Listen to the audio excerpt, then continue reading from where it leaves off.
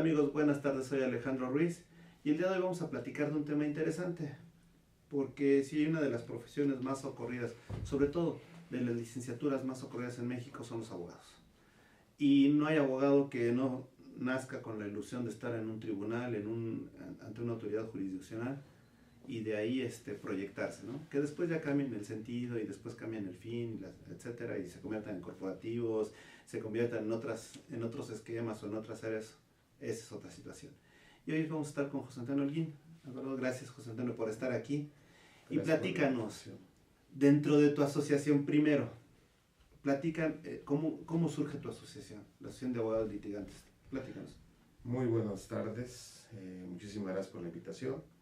Nuestra Asociación de Abogados Litigantes de México nace en 1985, después de los sismos de aquel año, en el cual un grupo de profesionistas inicia el auxilio de buscar los expedientes entre todos los restos y se arma una buena camaradería entre todos y se empiezan a reunir cada jueves para poder en un momento dado charlar de todos los temas jurídicos y de todos los asuntos que traía cada uno y compartir experiencias mutuas.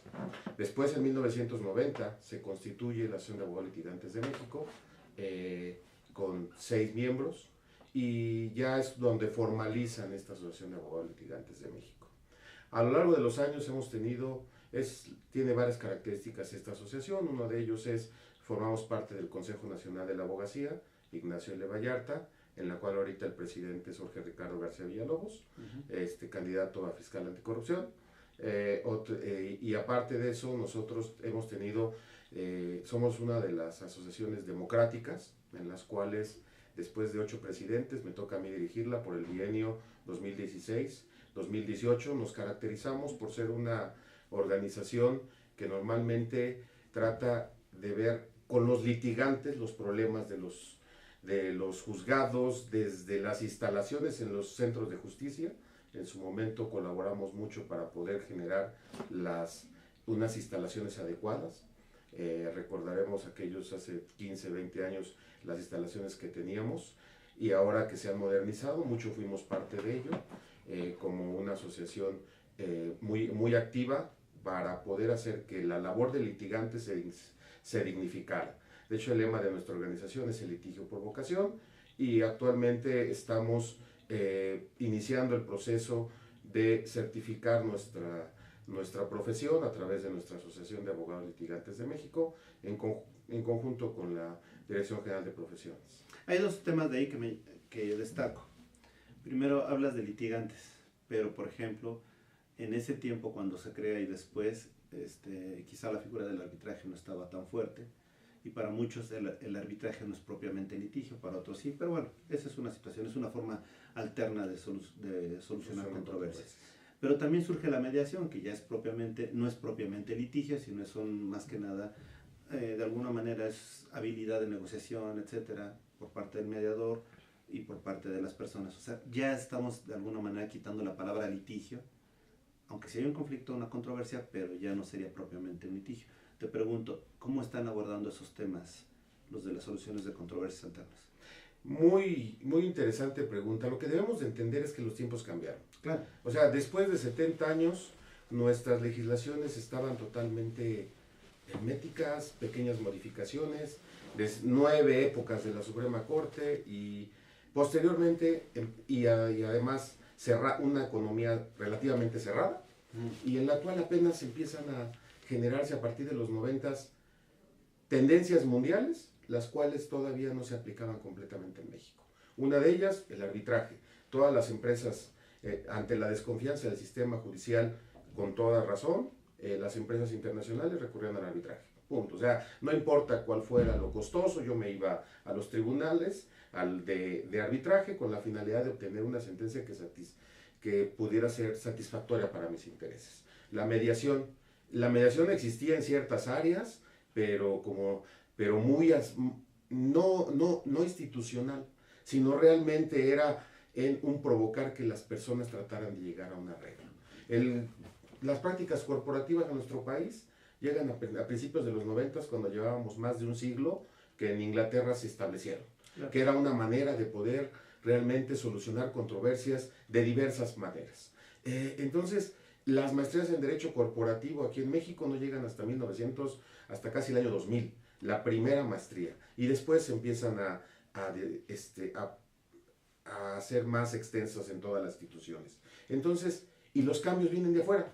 Después de todas las reformas, resulta ser que tanto lo administrativo, financiero, legal, empiezan a venir tendencias externas a modificar nuestro sistema jurídico. Por obvias razones, necesitamos entrar a las reglas mundiales de la OECD, a las soluciones de controversias, y empezamos a tomar gran parte de esos criterios que a nivel mundial eran aceptados y que ahora llegan a México y los tenemos que latinizar, los tenemos que realmente adaptar a nuestra ideología.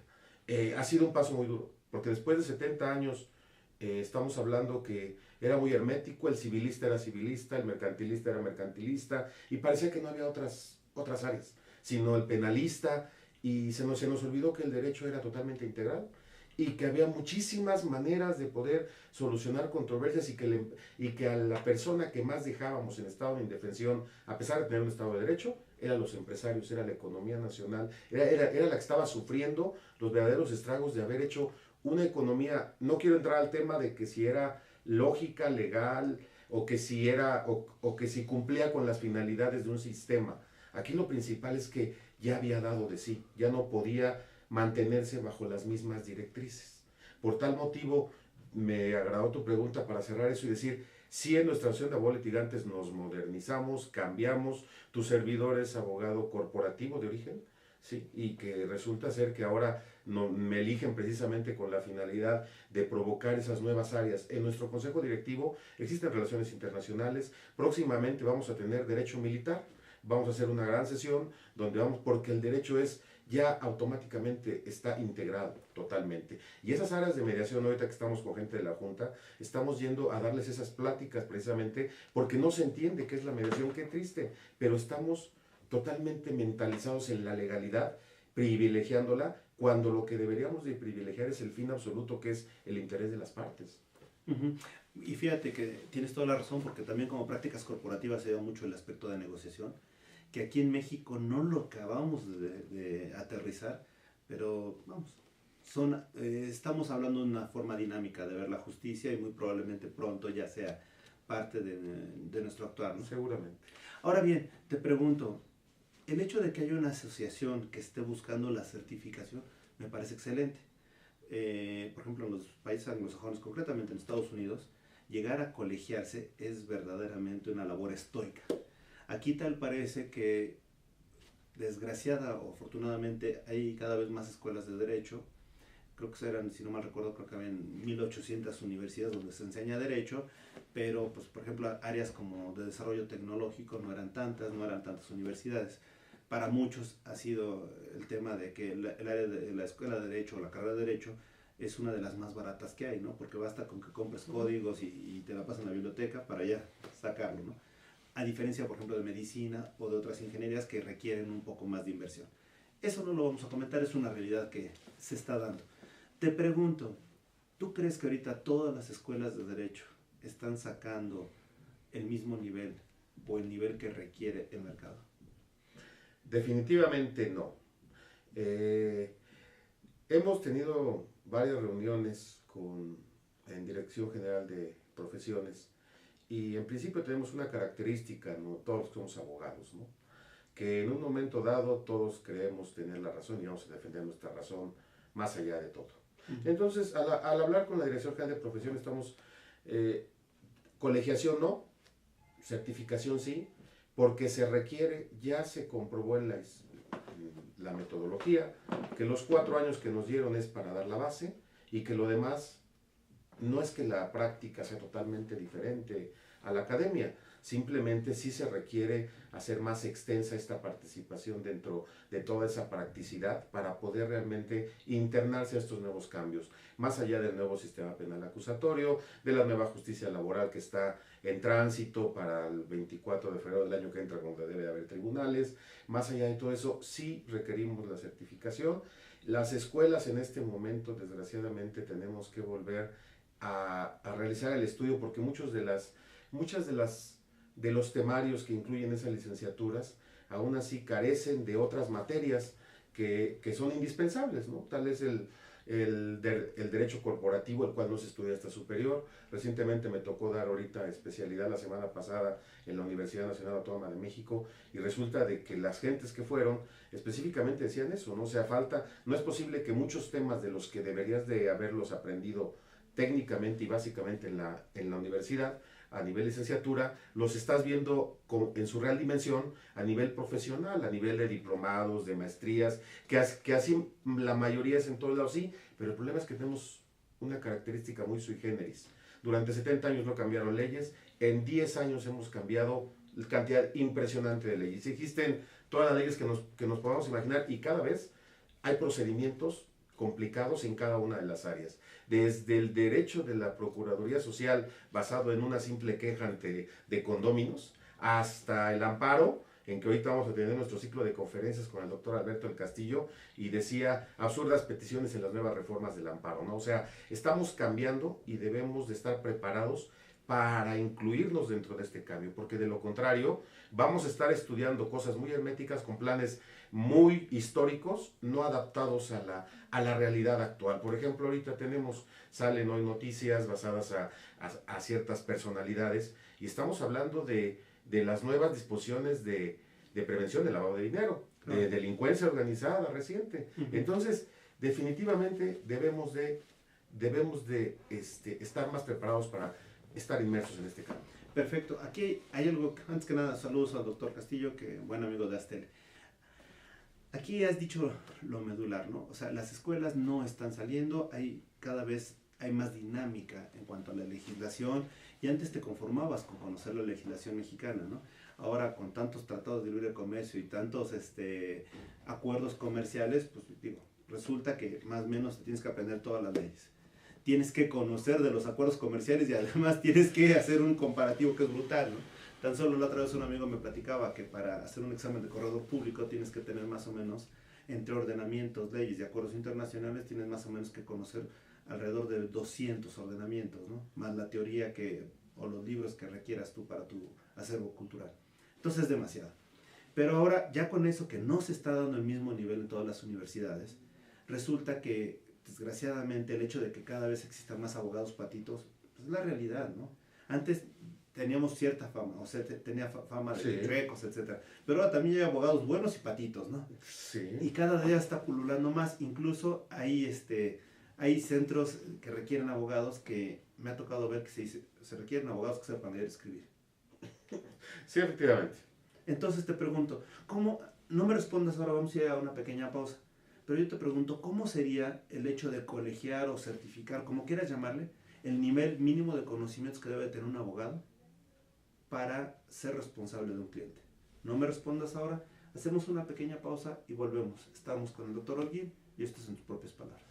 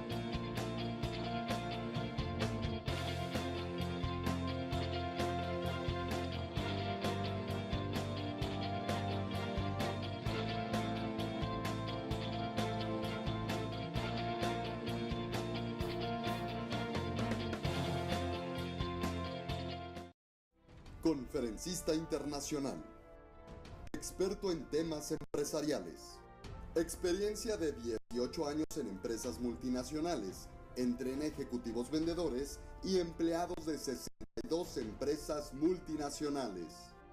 Conductor del programa Líderes en Acción en Astele.tv. Ha brindado más de 2.500 conferencias en México, Centro y Sudamérica.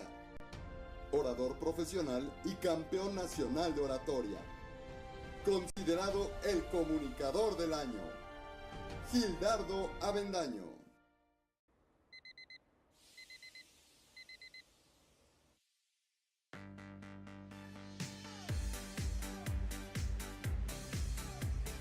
Cuando la vida te pone a sudar, hidrata la vida. Electrolit, científicamente hidratante.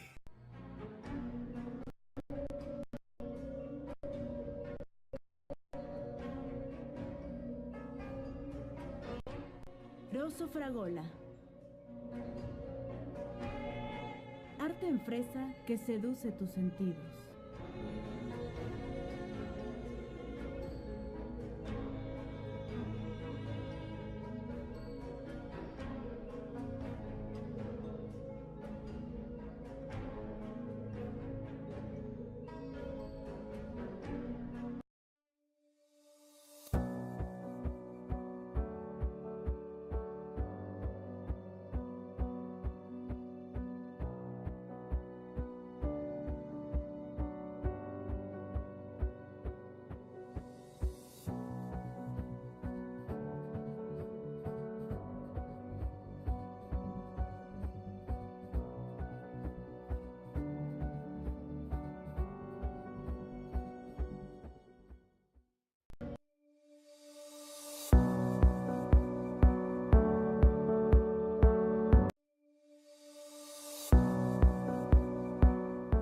Regresamos, amigos, de tus propias palabras. Estamos aquí platicando con el doctor José Antonio Holguín, presidente de la Asociación de Abogados Litigantes de México, Asociación Civil.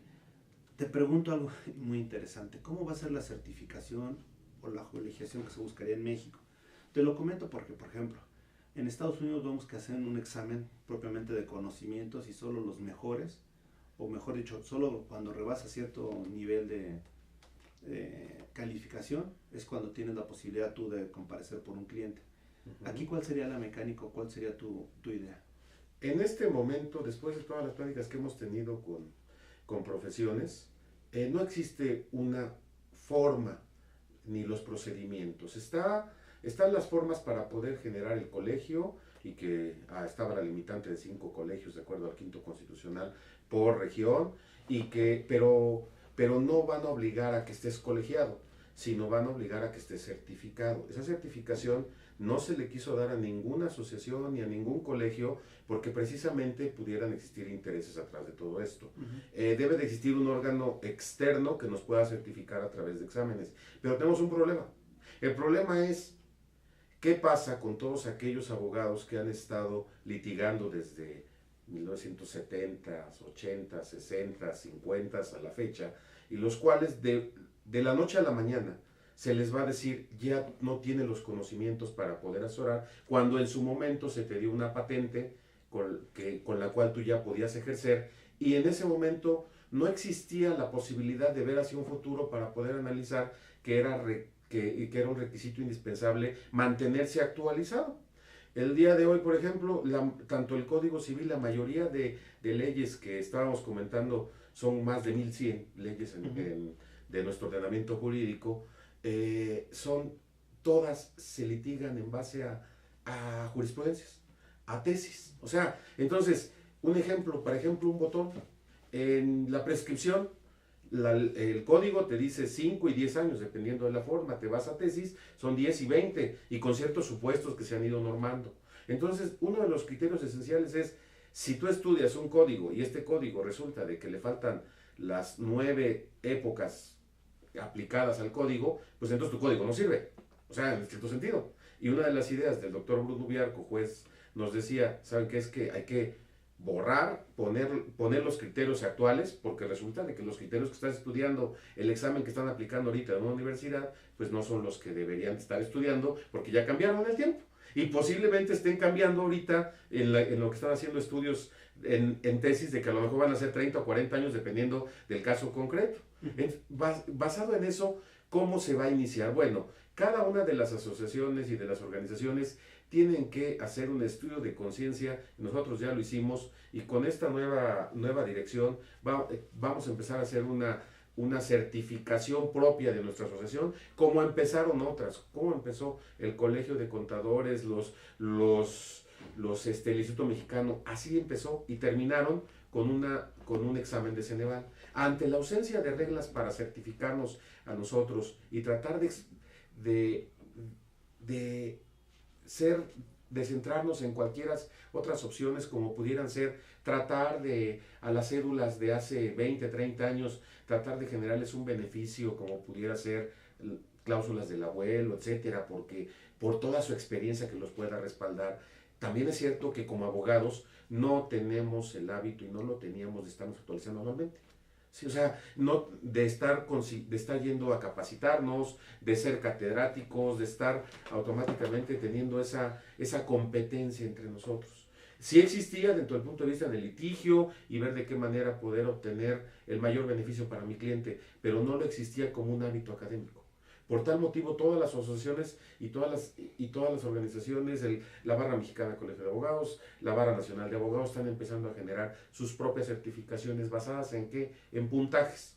Puntajes cuando das cátedra, puntajes cuando das en especialidad, en maestrías, puntajes cuando recibes capacitación, puntajes en ética, y de ahí se va a tener que moldear la nueva certificación de abogados, porque lo establecido el día de hoy está en que antes del 2018 no va a haber certificación como tal, y que si llega a haberla, estamos hablando que será para 2024, en la cual dar un periodo para que en un momento dado se ajusten las reglas, porque también no convenció mucho que Ceneval fuera el órgano que pudiera certificar a través de los exámenes. Ahora, lógicamente, el día en que salga la certificación estaríamos hablando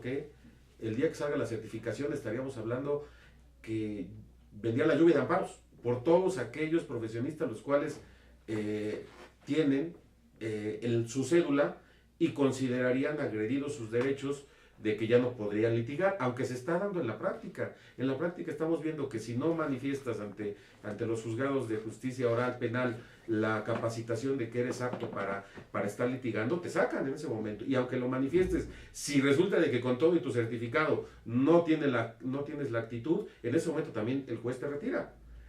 Entonces es algo muy complicado, pero sí necesitamos empezar. Necesitamos empezar a generar estos nuevos hábitos que a la larga van a traer consigo un mejor profesionista, porque ya acordamos en comentarios anteriores, que cuando sales de la carrera salimos todavía no preparados para realmente llegar a conciliar todos los intereses de nuestros clientes, ¿no? José Antonio, aquí tengo una duda. ¿Qué te preocupa más, por ejemplo, la certificación de conocimientos o la certificación en cuestiones de ética?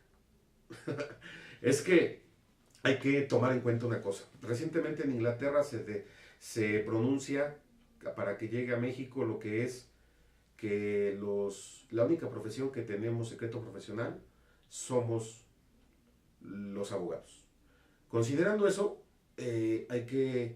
nosotros tenemos ciertos derechos, pero también debemos de considerar que podemos en un momento dado estar con nuestro cliente y ser su sacerdote casi, y defenderlo con todos los elementos que tengamos. Es su derecho del imputado, pero también es cierto que hay muchas áreas y que hay otros sectores donde la GAFI considera a la abogacía, a la administración, a la contaduría como actividades vulnerables y actividades susceptibles de ser utilizadas por el crimen organizado. Entonces, hay que definir qué papel estoy teniendo. Si lo que hacemos nosotros es en la firma, si yo voy a defender a alguien que sé que puede llegar a tener nexos, etcétera, ok, lo defiendes y tu secreto profesional, tu ética está con él, ¿sí? Más sin embargo hay otras áreas donde te contratan de manera preventiva para que tú puedas eliminar los riesgos de cierto tipo en actividades vulnerables, en los cuales tu ética sí debe de ponerse por encima. Entonces,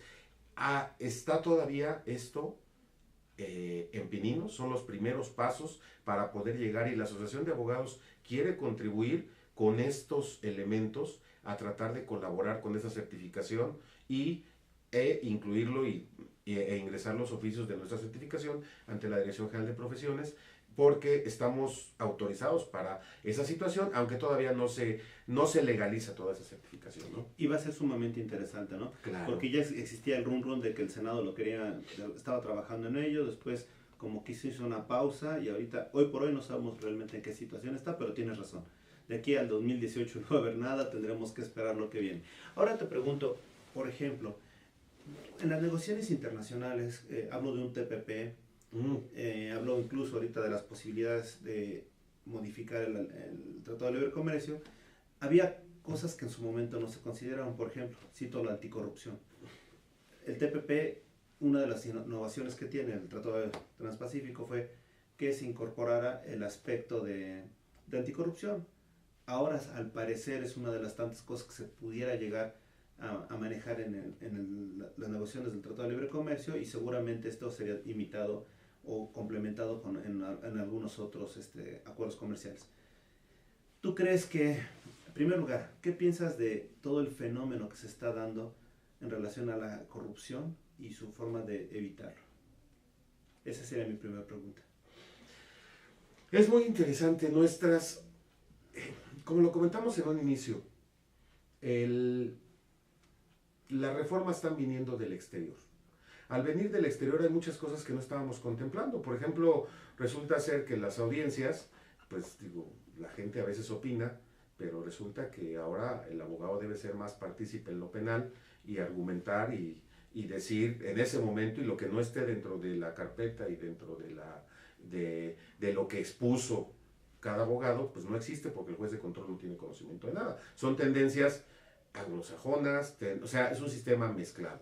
Sobre de esta situación, estamos hablando que eso, aunque nos guste o no nos guste, igual que lo que fue la situación de Gafi con actividades vulnerables, y que vienen los informes finales ahorita en noviembre, no vamos a salir bien posicionados.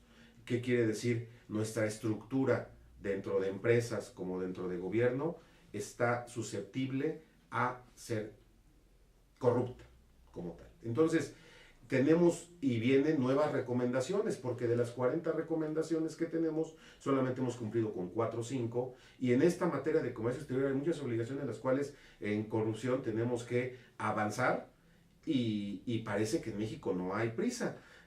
Sucede como la ley de prevención con recursos de procedencia ilícita, que se genera en un sexenio y trasciende y pasa hasta el siguiente, y después de 4 años sus efectos llegan a toda la población, como fue la ley de prevención del lavado de dinero, que se genera en el sexenio de Calderón, se publica antes de que salga, pero sus efectos inician 8 meses después con Enrique Peña Nieto, y después vienen 3 o 4 años de empezar a adecuar la estructura y la reglamentación, y es 2017 hasta que nos empiezan a evaluar.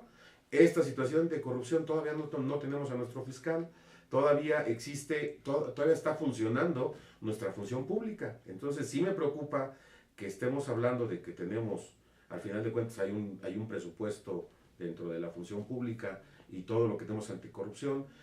También hicimos una rueda de prensa basada que ya era necesario que se pronunciaran para efectos de generar mayor certidumbre para las inversiones ante todos los tratados que se tienen que firmar, y parece que el gobierno dice: este tema no le quiero entrar, mejor lo dejamos para el siguiente sexenio, pero sí es un tema indispensable que tenemos que entrar y que ya tiene que empezar a operar. Eso es urgente, porque las estructuras deben de seguir evolucionando hacia ese rumbo, ¿no? ¿Tú crees que realmente exista alguien imparcial cuando su presupuesto depende de otra autoridad?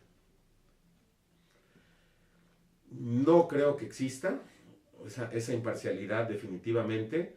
Creo, una de las ideas y tendencias que luego hemos platicado nosotros es: necesitamos cambiar de fondo para tratar de ser totalmente transparentes, en las cuales ya debemos efectivamente de generar un cambio constitucional, ¿no?, relacionado con ese tipo de situaciones. Ahora te pregunto, por ejemplo, estamos viviendo esta situación moderna con anticorrupción o corrupción, etcétera, y curiosamente es el sexenio con mayores gobernadores señalados por corrupción, ¿no? Y algo que va a pasar a la historia como una anécdota es que quizá Enrique Peña, bueno, no quizá, Enrique Peña Nieto va a pasar a la historia como el presidente anticorrupción, porque durante su sexenio se dieron estas leyes, ¿no? O este esquema. Sí. A pesar de que curiosamente es donde más ha habido gobernadores señalados bajo el ojo de la corrupción.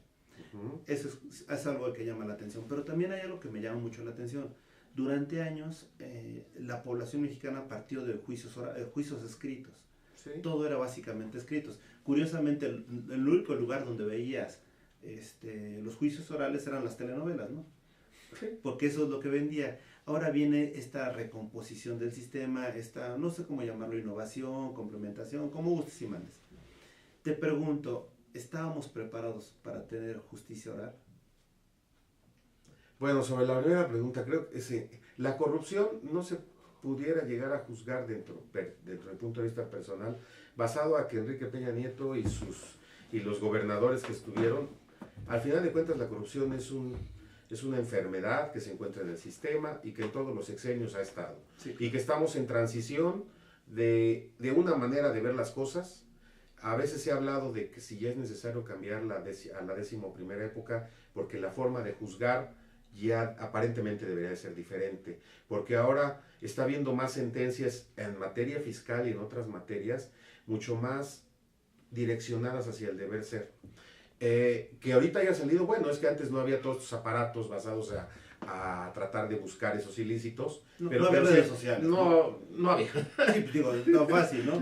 Te enterabas, pero por el periódico y después de cuánto tiempo, Efectivamente. ¿no? Ahorita es a segundos, ¿no? Y eso sí te enterabas, porque Exacto. o sea, había muchas cosas que jamás nos enteramos. Basado en eso, digo, tomando en consideración eso, digo que este sexenio, al menos el aparato está moviéndose, basado en esa situación. La siguiente pregunta era de... No, ¿tú crees que estábamos preparados para la justicia oral? No es, el problema es, lo hacemos en 2008, le damos 8 años, y después de 8 años vemos que la manera en que trabajábamos las averiguaciones previas, de esa misma manera se quiere trabajar la carpeta de investigación, y son totalmente cosas diferentes. Antes los peritos entregábamos nuestros escritos y solamente teníamos que ratificarlos. Difícilmente teníamos que ir a argumentar nuestro procedimiento y método científico. Es más, nosotros íbamos y decíamos, fue a mi leal saber y entender. Eso desaparece.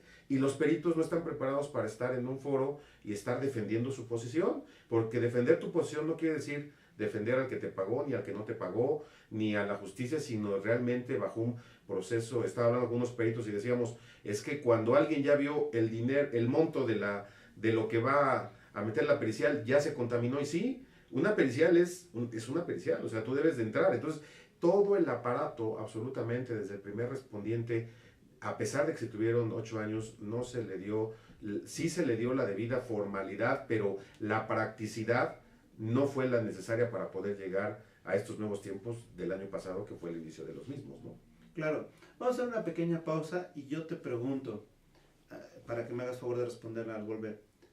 Han habido en los últimos 20 años cambios impresionantes. Ya, bueno, la opción de los acuerdos de libre comercio es una, pero también ha habido nuevas figuras como es lo que es los medios alternativos, hablábamos de la mediación, el arbitraje, en este caso la justicia oral, lo que es la prevención del lavado de dinero, lo que es los esquemas de corrupción, por citar algunos. Yo te pregunto, y al volver te digo, me gustaría que lo contestaras. ¿Qué más sigue en el aspecto del derecho y concretamente en el derecho positivo mexicano? No me respondas, hacemos una pequeña pausa y volvemos. Estamos aquí con el doctor Holguín, estamos en tus propias palabras.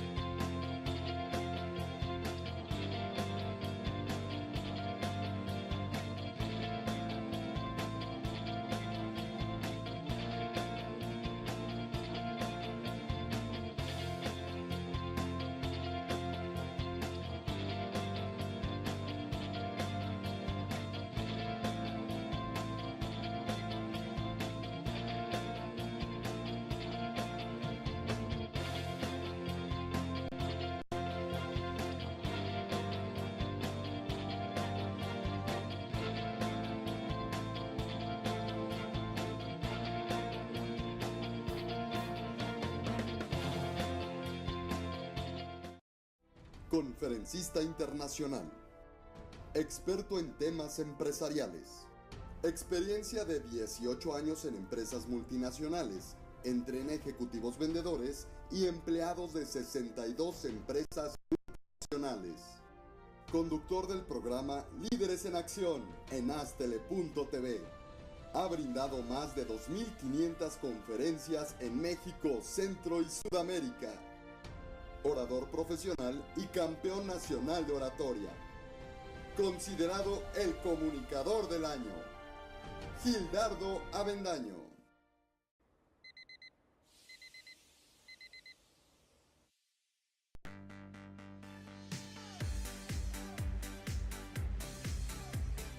Cuando la vida te pone a sudar, hidrata la vida.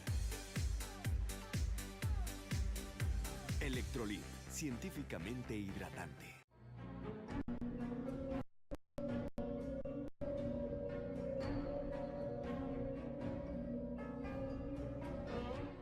Rosso Fragola. Arte en fresa que seduce tus sentidos.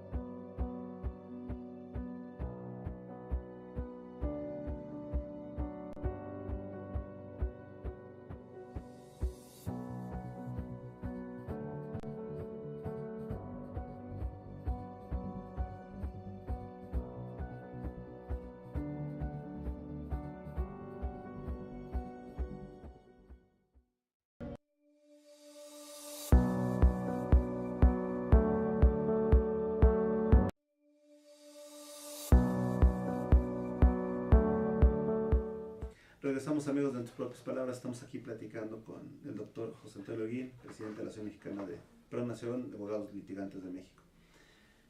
José Antonio, ¿qué sigue en el derecho positivo mexicano? ¿Qué sigue? Para nosotros como abogados sigue la capacitación constante, aunque no nos guste. Estuvimos con el director de la Facultad de Derecho en diciembre y decíamos 150 profesores fuera, los que no se actualicen, traerá el mejor para que la universidad vaya a recobre sus estándares de calidad. Que viene, que la mayoría debemos de empezar a dejar de memorizar, empezar a actuar, prepararnos en argumentación, y porque todas las materias van para allá, inclusive la oral con la nueva justicia. ¿Qué viene? Pues la certificación. ¿Qué viene en derecho? Cada vez más, como lo vimos, en materia internacional, vienen nuevos tratados, vienen nuevas reglas para nosotros, para nuestro país, nuevas instituciones, y yo en diplomados lo que he dicho, señores, empecemos, este país tiene mucho que cambiar, cambiémoslo desde nuestro entorno social, como abogados, tenemos mucho que hacer para poder hacer que desde nuestro lugar donde convivimos, siempre hay mucho que hacer como abogados, como regularización de nuestra situación patrimonial, de nuestros familiares, etcétera. Este país lo que requiere es que cambiemos hacia el rumbo de respetar el Estado de Derecho. Te pregunto, ¿a ti dónde sientes más compromiso? ¿Cuando tienes un cliente o cuando eres profesor? Ambas situaciones representan el mismo compromiso, porque no debemos de olvidar que, por ejemplo, en materia fiscal hay un 89 fracción tercera que yo siempre a mis clientes y a todos les digo, a ver, esta es mi responsabilidad, debemos de empezar a hacer a los contribuyentes, a hacer a los clientes responsables y a jugárnosla con ellos definitivamente cuando nos toque ese papel de ser el abogado defensor, pero sí ser muy claros. A veces hemos ocultado muchas situaciones con la finalidad a veces de no perder un cliente o de tratar de ver el beneficio inmediato. Ahora estar dentro de las nuevas reglas, inclusive en pagarés y en todo lo mercantil, resulta que ahora las reglas han cambiado y es necesario adaptarnos a ellas, pero en cuanto a la responsabilidad, estamos hablando de las nuevas las nuevas generaciones, ¿no?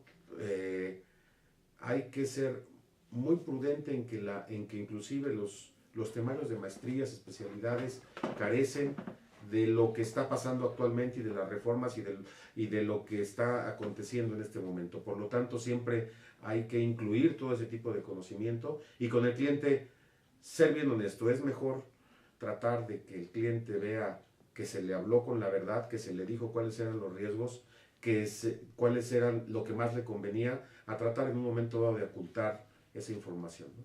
Ahora bien, como presidente de la Asociación de Abogados Litigantes, te pregunto, ¿qué tanta responsabilidad es? ¿Qué tanta responsabilidad?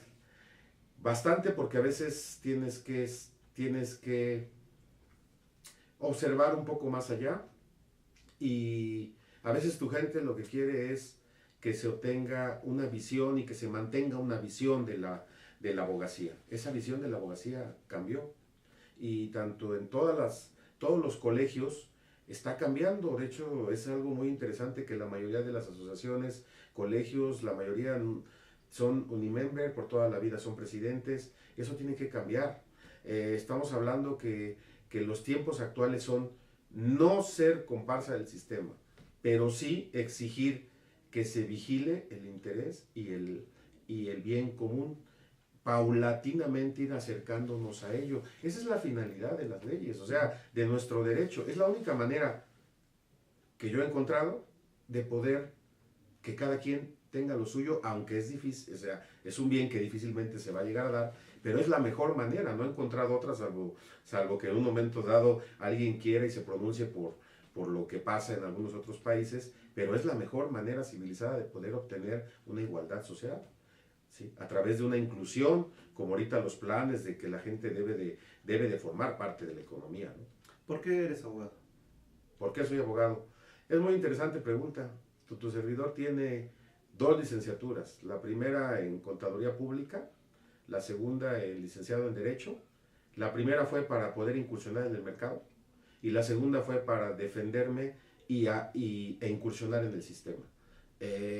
No fue para poder tener un beneficio adicional, sino en su momento lo único que quería era solucionar problemas, como era que tenía varios terrenos de mi familia que estaban que tenían aquellos contratos de 1910, regularizar patrimonialmente las cosas y saber cuáles eran tus derechos. Esa fue la idea de por qué quería ser abogado.